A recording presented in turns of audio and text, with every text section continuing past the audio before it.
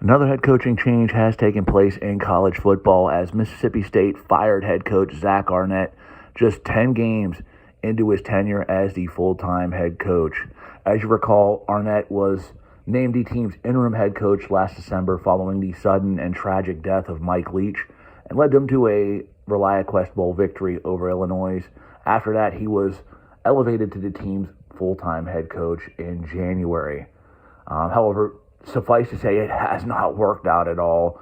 There are grumblings and speculation and talks that he is in over his head, that there's ego issues. He hasn't meshed with his players, hasn't meshed with coaches, and it's just been all sorts of mess. The product on the field hasn't been good, and they're coming off a 41-point loss to Texas A&M. The writing should have been on the wall when after that win, A&M fired Jimbo Fisher less than 20 hours later. You sort of knew right then and there that Arnett's days were pretty much numbered.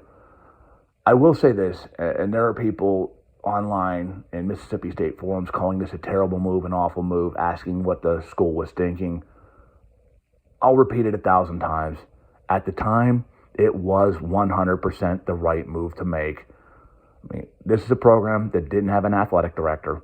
This is a program that was going through an unspeakable tragedy, losing Mike Leach suddenly. Arnett was that stable voice. Okay, he gathered the team together. He led them to a bowl victory over a good Illinois team.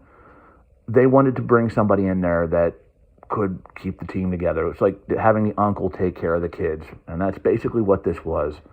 However, it didn't work out, and I think it's the right move now to move on. Like I said, as good of a move as I think it was at the time, as much as I think it was the right move then, I think it's the right move now to move on, even with 2 games left in the season. Some coaching candidates, there are 2 I'm going to throw out there that I think are 1 and 1A on this list. And which direction Mississippi State goes in depends upon whether they want what I think is a sure bet, who may not have the ceiling as the other, or the one that has more of a risk but I think has the longer ceiling. The sure bet, who I think has a ceiling but a very short one, is Willie Fritz at Tulane. You're talking about somebody who knows the Deep South football ranks, who has won at every position he's ever been at, and is winning big at Tulane, which, believe me, is no easy task. You're talking a guy who's going to have consecutive 11-win seasons plus in New Orleans, a guy who probably is going to lead them to their second consecutive New Year's Six bowl game, and by the way, last year beat Lincoln Riley and Caleb Williams in the Cotton Bowl. Okay. That is not insignificant for a program that at best has been irrelevant for 30 years. Okay, he has rose the stock of Tulane football big time in his time there.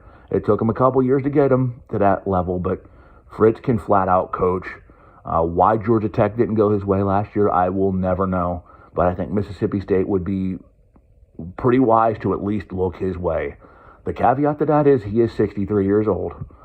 You're not getting somebody who's going to be there for 15, 20 years. You're probably not getting someone who's going to be there for 10. However, if he comes in and he gets this program back on the track that Leach set it on, puts his own pieces in place and gets his set up for whoever his replacement may be, then mission accomplished.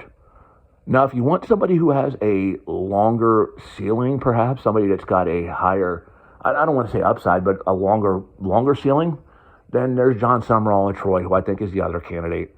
Another one who's done an amazing job at his current job.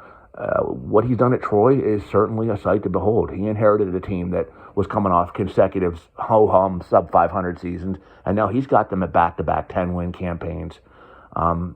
He's also somebody that has experience in the SEC, both as a coach and a player. Played for Kentucky, coached linebackers, and was a defensive coordinator at Kentucky. Also was a linebackers coach at Ole Miss.